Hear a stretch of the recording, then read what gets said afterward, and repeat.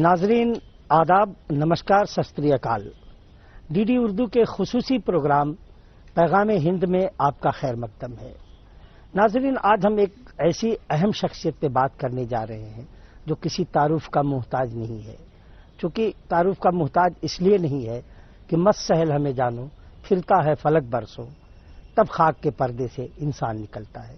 میر تقی میر نے یہ شعر شاید اسی شخصیت کے لیے کہا تھا جس شخصیت کا نام ہے کنور مہندر سنگھ بیدی سہل، اور ان کی شاعری جو ہے صرف اردو زبان و ادب کے فروغ کے لیے نہیں تھی، بلکہ ہماری ہندوستانی تہذیب و ثقافت کو اس نے ایک پرواز دیا۔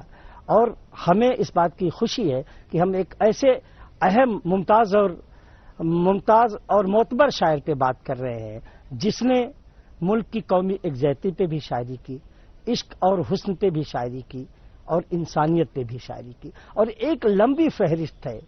محبوب الہی نظام الدین اولیاء پہ ان کی نظم، حضرت امام حسین پہ ان کی نظم، حضرت امام حسن پہ ان کی نظم، حضرت علی پہ ان کی نظم، علامہ اقبال پہ ان کی نظم، پنڈت جواہر لال نہرو کی وفات پہ ان کا مرثیہ، لال بہادر شاستری کی وفات پر ان کا ماتم، لالا لاجپت رائے کی وفات پہ ان کی شاعری، علامہ اقبال کی شان میں ان کا قصیدہ۔ اس طریقے سے ایک لمبی فہرست ہے کہ جس پہ کنور مہندر سنگھ بیدی نے، یعنی کہ کوئی بھی ہمارے ہندوستان کی تہذیب و ثقافت کی ایسی کوئی شخصیت نہیں ہے کہ جس پہ ان کا قلم نہ چلا ہو، اور اس میں شمار ہمارے صدر جمہوریہ ذاکر حسین پہ 2 نظمیں ان کے مرثیے کی شکل میں لکھی ہے انہوں نے۔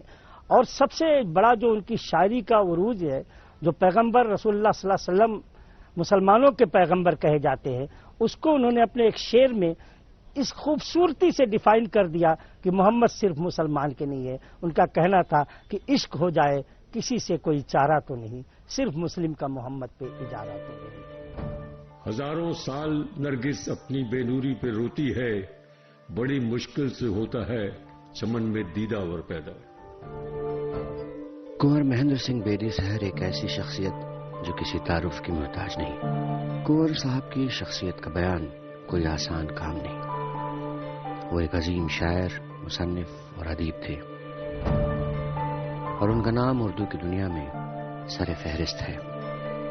جنگ ہم کہتے ہیں جس کو یہ خدا کی مار ہے، جنگ کرنا ہر طرح بے سود ہے، بیکار ہے، ہارنے والے کی حد باعث آزار ہے، جیتنے والے کی بھی اس میں سراسر ہار ہے، دوست دشمن سب سے بیگانہ بنا دیتی ہے جنگ، ملک ہے کیا چیز تہذیبیں مٹا دیتی ہے جنگ۔ ویسے شاعر مشاعروں میں لوگ پسند کرتے تھے ان کو، اور عوامی زندگی کے اندر جب وہ ایک افسرانہ کرسی پہ بیٹھتے تھے تو ہر آدمی ان کے پاس بڑی آسانی سے جا سکتا تھا، جو ریئر تھا۔ اس زمانے میں کسی بھی بیوروکریٹ کے پاس جانا آسان کام نہیں تھا، لیکن کنور صاحب کے دروازے ہمیشہ کھلے رہتے تھے۔ اس کی وجہ سے کنور صاحب کے ہاں جو عوامی مقبولیت حاصل ہوئی، اس کا عالم یہ ہوا کہ ہندو اور مسلمانوں کو اگر کہیں امید کی کرن نظر آتی تھی تو صرف اپنے بیدی صاحب کی تھی، اور بیدی صاحب سے لوگوں نے اتنا یعنی محبت کی اور واضحانہ لگاؤ کیا ان کے ساتھ کہ بیدی صاحب کو اس کا پورا احساس تھا کہ لوگ ان سے محبت کرتے ہیں۔ کنور صاحب ایسی شخصیت جو کہ صدیوں میں ستارہ بن کر فلک کی روشنی بڑھاتا رہا۔ ان کی لکھی نظمیں، غزلیں اور حب کے ترانے آج بھی ہمارے معاشرے کے لیے نظیر ہے۔ کنور مہندر سنگھ بیدی اس پربہار، عظیم اور پروقار شخصیت کا نام تھا جن کو مذہبی تقدس بھی اور دنیاوی امتیاز دونوں حاصل تھے۔ وہ ایک بڑے بیوروکریٹ بھی تھے اور شاعر اور ایک اچھے انسان بھی۔ کنور صاحب کے لیے اگر میں یہ شعر پڑھوں کہ اولین شرط ہے انسان کا انسان ہونا، بعد کی بات ہے ہندو و مسلمان ہونا، تو میرے خیال سے اس وقت مناسب بھی ہوگا۔ ایک ایسا چراغ جس نے سماج کے اندھیروں کے بیچ روشنی کا کام کیا، اور اس کی تپش سے ادب کے قدردان آج بھی گرماہٹ محسوس کرتے ہیں۔ کنور صاحب نے اپنی قلم کے ذریعے انسانیت کے جس پیغام کی پیروی کی، وہ ہندوستان کی مشترکہ گنگا جمنی تہذیب کی ترجمانی کرتا ہے۔ ان کے لکھے پیغام کو رہتی دنیا تک یاد کیا جائے گا۔ تو ہر دور کے ہر دین کے انسان کا ہے، کم کبھی بھی تیری توقیر نہ ہونے دیں گے. ہم سلامت ہیں زمانے میں تو انشاءاللہ تجھ کو ایک قوم کی جاگیر نہ ہونے دیں گے. واہ واہ.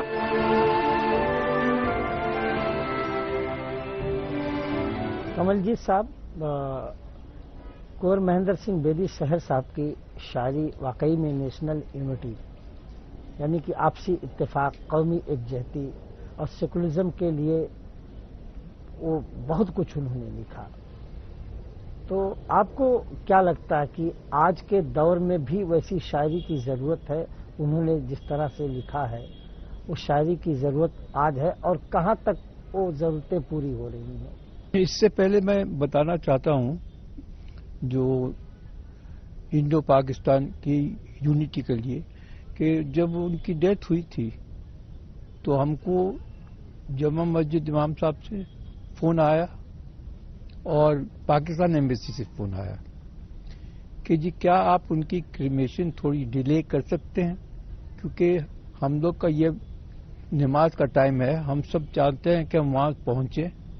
تو ہماری ریکویسٹ ہے، اور یہ پاکستان ایمبیسی کی ریکویسٹ تھی، مجھے معلوم ہے کیونکہ مجھے ہی آئی تھی اور امام صاحب کی جامع مسجد سے ریکویسٹ آئی تھی. تو ہم لوگوں نے ان کی کریمیشن 1-1.5 گھنٹہ ڈیلے کر دی تاکہ وہ جو مسلم کمیونٹی تھی جامع مسجد سے اور پاکستان کے جو سینئر آفیشل تھے وہ اٹینڈ کر سکے. تو ان کی اتنی یونائٹنگ فورس تھی بٹوین دا ٹو کنٹریز، وہ ان چھوٹی چھوٹی چیزوں سے پتہ لگتا. ہمارے ملک میں تمام مذاہب کے ماننے والے لوگ ہیں، تو ان کی جو آپس کے اتفاق ہے، بھائی چارہ ہے، جس پہ انہوں نے زور دیا اپنی شاعری میں جناب کنور مہندر سنگھ بیدی سحر صاحب نے.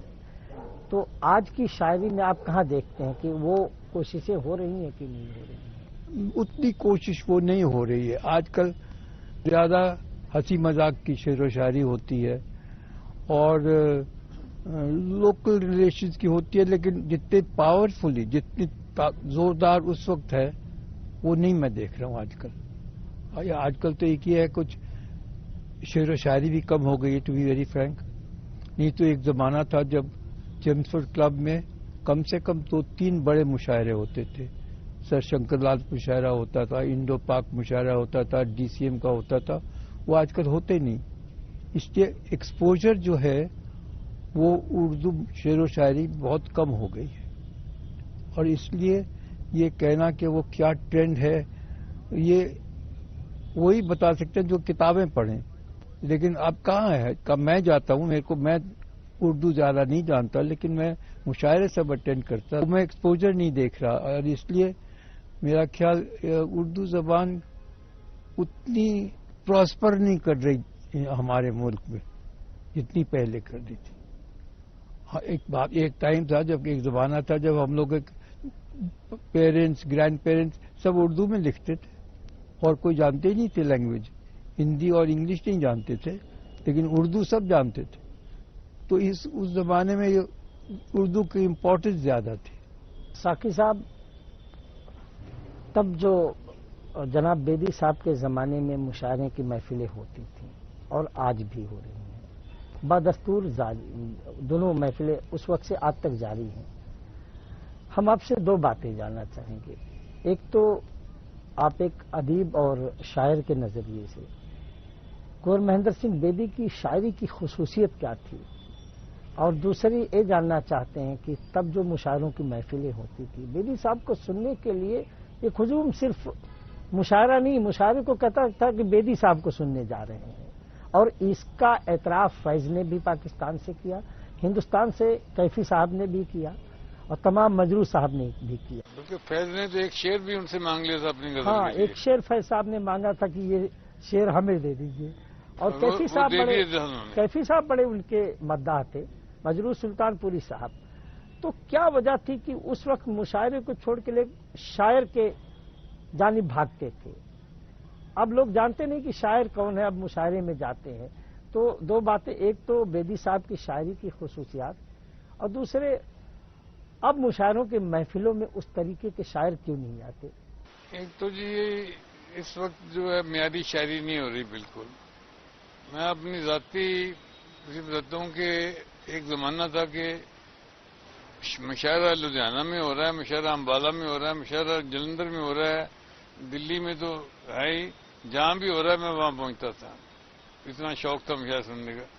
اور تو شاعر بھی اتنے بڑے بڑے شاعر تھے کہ جوش ملیہ آبادی، جوش ملتانی، اپنا کیفی آدمی، سداد جعفری، حبیب جالب، احمد فراد، منیر نیازی، تو مطلب اتنے بڑے بڑے شاعر تھے، اتنے معیاری شاعری ہوتی تھی. اور بیدی صاحب نے تو ساری عمر قومی یکجہتی کے لیے لکھتے رہے، جو بھی کرتے رہے، جو بھی ان کے کام تھے سب قومی یکجہتی کے لیے کرتے رہے. وہ ان کے دل میں جو ایک سماج کو برابر کرنے کی بات، فرق کو دور کرنے کے لیے تھا، ایسی کیا خاص بات انہیں لگی کہ انہوں نے محمد صاحب سے لے کر کے نہرو جی اور حضرت علی اور حضرت حسین پہ جو بیان کرنا، ایسی شاعری بیان کیا کہ جو میر انیس کو مات دیتی نظر آتی؟ نہیں، وہ ہر مذہب کی بہت عزت کرتے تھے.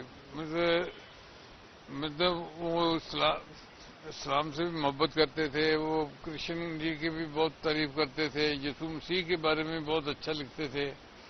مطلب کوئی بھی ان کا جو سکھ ہونے کے ناطے صرف یہ نہیں کہ اپنا صرف گرو نانک کو سب کو مانتے تھے. مطلب اتنی ان کی غزلیں لکھی انہوں نے بڑے بڑے سب کے، محمد صاحب کے لیے، کرشن جی کے لیے، اور ان کے لیے بہت لکھی، بابا نانک کے لیے بہت کچھ لکھا انہوں نے.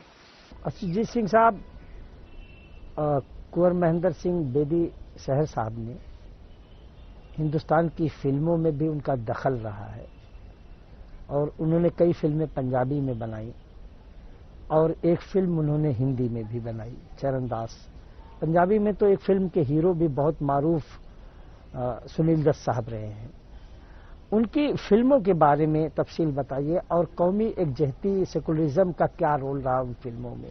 دیکھیے، ان کا میں نے پہلے بھی بتایا کہ ان کا جو بالی ووڈ یا جو فلم جگت ہے، ان کے ساتھ بہت آپس میں جانتے تھے اچھے سے ایک دوسرے کو، اور کافی لگاؤ بھی تھا. کیونکہ آج تو بہت فنکشن ہوتے ہیں، آج جو اتنا میڈیا ہے، ڈیجیٹل، سوشل، تو آپ کسی بھی ایکٹر یا بالی ووڈ کے بارے میں شوز ہوتے ہیں یا آپ آن لائن دیکھ لیتے ہیں. اس ٹائم ایسا نہیں ہوتا تھا. تو جہاں یہ شروعات کیسے ہوئی کہ جہاں بھی وہ پوسٹڈ تھے، جب بھی کبھی ملک کو یا لوکل ایڈمنسٹریشن کو کوئی ایونٹ کرانا تھا یا فنڈ ریزنگ کرنی تھی، کبھی کہیں پہ کوئی بیماری ہو گئی یا کوئی سوکھا ہو گیا یا کوئی فلڈز آ گئے، تو فنڈ ریزنگ کرنی ہوتی تھی اس ٹائم. تو فنڈ ریزنگ کے لیے وہ یہ فنکشن آرگنائز کرتے تھے، اور فنکشن میں یہ بالی ووڈ کے سٹارز وغیرہ آتے تھے ان کے، تو اچھا فنڈ کلیکشن ہو جاتا تھا لوکل ایڈمنسٹریشن کے لیے. اور آپ نے ان کی شاعری کی بات کی کہ ان کو لوگ سننے جاتے تھے، پر ایک جو ان کی ایک ایسپیکٹ تھا جس کی وجہ سے لوگ ان کو بہت پسند کرتے تھے، شاعری کے علاوہ وہ مشاعروں کی نظامت کرتے تھے. اور وہ جس طرح وہ نظامت کرتے تھے اور جو بات کرتے تھے، ان کی ایک پورا سیکشن ہے کہ ہر شاعر کے اوپر وہ کوئی نہ کوئی لطیفہ بولتے تھے، وہ یا کچھ ان کے پرسنل لائف کے بارے میں بول سکتے تھے. تو ان کا وہ کنیکٹ بہت اچھا تھا. تو چاہے وہ شاعر ہو یا وہ بالی ووڈ کا کوئی سٹار ہو یا میوزیشین ہو، وہ کنیکٹ امیڈیٹلی ہو جاتا تھا. اور کیونکہ وہ لوگوں کا کام کرتے تھے، اگر کسی نے بھی کوئی بھی چلے جائے، آپ سٹار ہو یا نہ ہو، اگر ان سے کوئی جائے کام کرانے کے لیے، وہ ہچکتے نہیں تھے فون کرنے کے لیے یا کام کرانے کے لیے. تو ان سے لوگ جڑتے جاتے تھے، وہ جیسے جیسے چلتے تھے لوگ جڑتے تھے. ان کی جو 5 فلمیں اس کے بارے میں ہمیں وہی اسی بات. تو انہوں نے جب بعد میں، اور شوق ان کو الگ الگ اسپورٹ سے لے کے شاعری سے لے کے، تو ان کو پھر فلم ہی بنانے کا ایک موڈ کیا. تو انہوں نے فلم بنائی، پہلی فلم بنائی انہوں نے دکھ بھنجن تیرا نام. اور اس ٹائم وہ بہت ہی پنجاب میں سپر ہٹ مووی تھی، کیونکہ وہ ریلیجس مووی تھی پنجابی زبان میں. اس کے بعد انہوں نے اگلی پکچر بنائی منجیتا جگجیت. اور جو دکھ بھنجن تیرا نام میں تھا، اس میں جتنے بھی اس ٹائم کے سپر سٹارز ہندی موویز کے پکچروں کے تھے، دھرمیندر سے لے کے راجندر کمار، سنیل دت، راج کمار، اوم پرکاش، سب کا گیسٹ اپیرنس تھا اس دکھ بھنجن تیرا نام. اس کے بعد منجیتا جگجیت بھائی، جس کا ہیرو سنیل دت صاحب تھے، اور ان کے اس میں مجھے بھی سوبھاگیہ تھا، ایک چائلڈ سٹار یا چائلڈ رول میں نے بھی کیا تھا اس میں. تو اس کی تو شوٹنگ میں کافی دن رہا ان کے ساتھ. تو سنیل دت، رادھا سروجا اور رنجیت تھے، اور وہ بھی پکچر بہت اچھی بنی. اور اس میں بھی ان کی پکچروں میں وہی قومی ایکتا یا ریلیجن یا سب کو ایک طرح ہونے کا میسج جاتا تھا. اور پھر انہوں نے چرنداس بھی بنائی جو کہ ہندی کی پکچر تھی, اوم پرکاش جی تھے اس میں, اور ان کی جتنی بھی پکچر تھی ان کا بڑا کلیئر میسج تھا. میسج یا یونٹی کے بارے میں میسج ہوتا تھا یا ایلڈرز کو ریسپیکٹ کرنے کے بارے میں میسج تھا. تو وہ بہت ہی مطلب اچھا میسج ہوتا تھا ان کا. ایک پکچر جو بنائی تھی وہ سنیل دت کے ساتھ, وہ لا اینڈ آرڈر کے بارے میں تھی. جہاں لاسٹ سین ہوتا ہے وہ ڈکیت وکیت ہوتے تھے. اس زمانے میں ڈکیت کا بہت پرابلم تھا مدھیہ پردیش میں. تو اس میں لاسٹ سین میں کنور صاحب کی اپیئرنس پرسنل اپیئرنس ہے ایز ڈپٹی کمشنر, اور میرا خیال سنیل دت وہ ہیرو تھا اور ڈکیت تھا. وہ آ کے ان کے پاس آتا ہے اور بندوق ان کے پیروں پہ رکھتا ہے اور سرنڈر کرتا ہے. وہ اس زمانے جیسے جیسے ٹرینڈ ہوتا تو لا اینڈ آرڈر کا پرابلم بہت ہوتا تھا, تو انہوں نے پکچر ایسی بنائی جو لا اینڈ آرڈر کے اوپر. اور جو ہندی پکچر بنائی چرنداز, اس میں ایک قوالی ہے, دیکھ لو عشق کا مرتبہ دیکھ لو, جو کہ امیتابھ بچن اور دھرمیندر میں پکچر آئی ہوئی تھی. وہ بہت ہٹ تھی اس ٹائم قوالی. دیکھ لو عشق کا مرتبہ, دیکھ لو عشق کا مرتبہ دیکھ لو. تو وہ سارے ان کے بہت چاہنے والے تھے. اور ابھی بھی ہم نے ان کے بارے میں ایک ڈاکیومنٹری بنائی تھی, دھرمیندر جی نے بھی اس میں آئے, بولے رنجیت جی آج, اور یہ میں بات کر رہا ہوں ابھی کنٹمپرری آج کل کی پینڈیمک کے بیچ میں, دھرمیندر جی نے بامبے سے بھیجا وہ ویڈیو کلپ اپنے بارے میں. جی کمل جیت صاحب, حسن و اخلاق میں ان کا کوئی ثانی نہیں تھا. لوگوں سے جو بیہیویئر ہوتا تھا بہت اچھا تھا. لیکن لوگ بتاتے ہیں کہ دلیپ کمار صاحب سے ان کی بڑی دوستی تھی. تو اس کے بارے میں آپ کیا بتائیں گے؟ دلیپ کمار صاحب سے بڑی, مجھے یہ معلوم ہے کہ دلیپ کمار کے ساتھ ان کی بہت دوستی تھی. اور دلیپ کمار نے ایک سوشل کلپ بھی بھیجا ہم لوگوں کو, جس پہ ایک کوئی مشاعرہ تھا جہاں اس کنور صاحب کے بارے بولا تھا. مطلب اتنی تعریف میں نے سنی نہیں ہے کبھی, اور جتنی دلیپ صاحب نے ان کے بارے میں دلیپ صاحب کے بارے میں اگر بتا سکوں کہ دلیپ صاحب ان کے بہت ہی عزیز اور چاہنے والوں میں سے تھے. اور وہ جب بھی دلی آتے تھے ضرور ان سے ملاقات کرتے تھے, اور دلیپ کمار چہرہ بانا دونوں. اور ان کا جب دبئی میں فنکشن جلسہ ہوا تھا کنور صاحب کے بارے میں, تو دلیپ کمار صاحب گیسٹ آف آنر تھے. اور انہوں نے, مجھے یاد ہے, میں تو تھا نہیں وہاں پہ, میں نے کلپ جو دیکھا تھا ویڈیو ریکارڈنگ, اس میں انہوں نے بولا تھا کہ کنور صاحب کے بارے میں اور اس جلسے کے بارے میں میں نے, اور سب نے, آپ لوگوں نے اخبار میں پڑھا ہوگا, کافی کچھ لکھا گیا ان کے بارے میں, ان کے تعریف کے میں. پر میں صرف ایک چیز کہنا چاہوں گا کہ جتنا بھی لکھا تھا, یہ جو شخص ہیں, جو یہ حیثیت ہیں, اس سے کہیں زیادہ ہیں. اور پھر انہوں نے اپنے, مطلب کم لکھا گیا, ہاں کم لکھا تھا, اس سے بھی بہت زیادہ ہے, بہت سچے, ہاں مطلب بہت زیادہ اچھا لکھا, اس سے بھی بہت زیادہ ہیں. اور جو آخری ٹائم کنور صاحب کا جو آخری دورہ یا وزٹ پاکستان تھا, وہ عمران خان اس ٹائم اپنے مدر کے میموری میں جو کینسر ہاسپٹل انہوں نے بنایا تھا, تب تو ریٹائر کرکٹر ہی تھے, اب تو پرائم منسٹر ہیں, تو انہوں نے اس کے لیے فنڈ ریزنگ کے لیے ایک جلسہ کیا تھا وہاں پہ. تو دلیپ کمار صاحب اور کنور مہندر سنگھ بیدی کو انہوں نے بلایا تھا وہاں پہ, تاکہ یہ دونوں اٹریکشن کی وجہ سے لوگ آئیں گے کافی. تو وہ آخری ان کا وزٹ تھا. اس کے بعد وہ بیمار ہو گئے کنور صاحب, اور 2-1 برس کے بعد وہ گزر گئے. پر بالکل آخری سمے تک دلیپ کمار ان کے بارے میں پتا کرتے تھے, ان کی صحت کیسی ہے اور کیا ہے, اور آف کورس بعد میں افسوس کرنے تو آئے تھے. تو بہت کلوز تھے وہ آپس میں. سنیل دت صاحب بھی بہت کلوز تھے, سنیل دت صاحب خاص کر کلوز تھے, دھرمیندر صاحب بہت کلوز تھے. تو یہ سارے ان کے, اور محمد رفیع صاحب تو خاص کر, مطلب ہمارے اتنے ان کے وہ کلوز تھے کہ ان کی جو ایک شروع کی سی ڈی ہے, چلے آ رہے ہیں زلفیں بکھیرے, اس میں محمد رفیع صاحب نے گایا بھی اور میوزک بھی کمپوز کیا. جو محمد رفیع صاحب ویسے میوزک کمپوز نہیں کرتے, اس کا میوزک بھی انہوں نے کمپوز کیا. اور ہمارے گھر میں جتنی بھی شادیاں ہوتی تھیں ان کی شادی میں, ہمیشہ محمد رفیع صاحب کہتے ایک شام میں آؤں گا گیسٹ کے لیے میں گاؤں. تو ہمارے گھر میں 6, 7, 8 شادیاں تھیں, ہر شادی پہ وہ آئے, ہر شادی پہ ان کی محفل لگی. جگجیت سنگھ ان کے بہت چاہنے والوں میں سے تھے. اور انفیکٹ جگجیت سنگھ جب 100ویں سال کا ہم برتھ اینیورسری سیلیبریٹ کر رہے تھے, تو جگجیت سنگھ نے آف کورس اپنی پہلی البم میں جگجیت چترا کا ایک بہت فیمس غزل ہے, آئے ہیں سمجھانے لوگ کتنے ہیں دیوانے لوگ, تو وہ بہت ہی ہٹ ہوئی تھی غزل. پر ان کے گزرنے کے بعد जगजीत सिंह ने कहा कि मैं उनकी मेमोरी में एक पूरा सीडी निकालना चाहता हूं। और मैं लंदन में पढ़ने गया था 1987 में, आपने बात की थी शायरों की, तो उस टाइम एक वर्ल्ड टूर चल रहा था मुशर्रे का, और उस टाइम बाय चांस ये लोग सारे लंदन में ही थे। तो मैं गया और मैंने अपने आप देखा 4-5 दिन तक, चाहे वो लंच हो चाहे वो डिनर हो, किसी ना किसी इंडियन या पाकिस्तानी के घर में होता था, और एक छोटी सी महफिल लगती थी, 40-50 लोग होते थे, और उसमें कैफी आजमी साहब, अहमद फराज, कंवर महेंद्र सिंह बेदी, कतील शफाई, फैज अहमद फैज, वो सारे इकट्ठे शाम को बैठ के महफिल करते थे। तो वो उस टाइप का जो भाईचारा जो आपने पूछा ना मुशर्रों में आजकल क्या है, और तब जो आपस में भाईचारा था, जो एक दूसरे को इनकरेज करते थे, वो आज शायद मेरा ख्याल नहीं है उतना। और जो यंग शायरों को इतना इनकरेज करते थे, मैंने खुद देखा है कि वो जो आते थे मुशर्रों में, कंवर साहब उसके बाद उनको खुद पैसे दे रहे होते थे कि अच्छा तुमको जरूरत है ले लो। उन्होंने आज तक शायरी के लिए कभी चार्ज नहीं किया, वो बिल्कुल मतलब भगवान का दिया सब कुछ था उनके पास। तो ये नहीं कि वो शायरी कुछ कमाई करने के लिए करते थे, उल्टा वो शायरी को और शायरों को अपनी तरफ से देते थे। तो इतना उनको लगाव था उर्दू जबान से और मुशायरों। कुंवर महेंद्र सिंह बेदी शहर साहब पर जो काम किया है वो हमेशा के लिए तारीख में दर्ज हो चुका है, उसको कोई मिटा नहीं सकता।